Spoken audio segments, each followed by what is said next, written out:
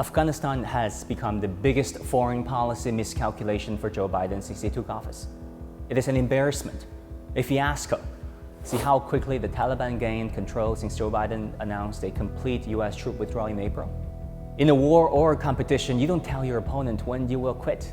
By doing that, you give up an advantage called deterrence, and in effect, you surrender. Biden did all that in a highly publicized television address, and since then he mistakenly believed that a Taliban takeover was not likely. This is Joe Biden just a month ago. Listen. Is the Taliban takeover of Afghanistan now inevitable? No, it is not. Because you have the Afghan troops have 300,000 well-equipped as any army in the world, and an air force against something like 75,000 Taliban. Secondly, to pull out of Afghanistan so suddenly amid the worsening security situation is the epitome of American irresponsibility. Biden abandoned Afghanistan, pure and simple. Since taking office, Biden and the US security establishment has made China America's rival number one, and the rise of China its biggest national security threat. Yeah, China, a country that has never sent soldiers to American soil, is now a bigger existential risk than Iraq or Afghanistan. I get it. There cannot be a near-peer competitor to the US, a close rival that hails from a vastly different political or cultural system that's uniquely Asian. But when the US elites, the security establishment, sober up a bit, they should see that in Afghanistan, hundreds of civilians and security forces die each month as the Taliban clash with government forces.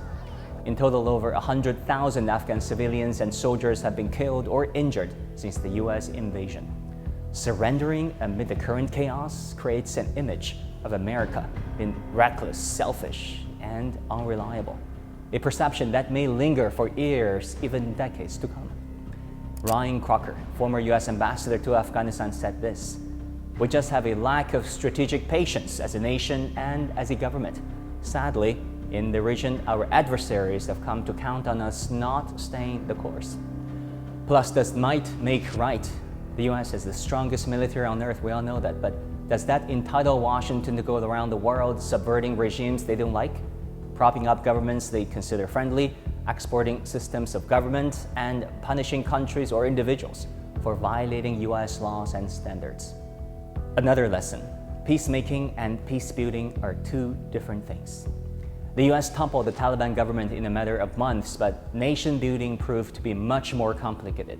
It is about setting up rule of law institutions, education and schools, a civil society, infrastructure, and public services that enable growth. While at it, one must take into account Afghanistan's unique social, cultural, religious, and tribal fabrics. Apparently, the US failed to work inside Afghanistan's political and cultural dynamics. Prominent Afghans, such as scholar Omar Sadr, said the entire US process of state building was quote-unquote based not on local needs and circumstances, but on a model that was brought here from outside, a point echoed by many American officials. Afghanistan, like most countries, doesn't want to see foreigners on their soil. And so for many Afghan men and women, the US being there was a problem. And that enabled the Taliban to easily paint the government as a government of puppets. And you'll know your own history as an Afghan as having defeated multiple different occupations. So this is something that's a part of identity. It's not something that can be easily removed. From Vietnam to Libya, from Iraq to Afghanistan, a painful lesson is that US interventionism has its limits. And if this interventionism is mingled with a missionary fervor to convert and the ideological bias to proselytize, things could get a lot worse.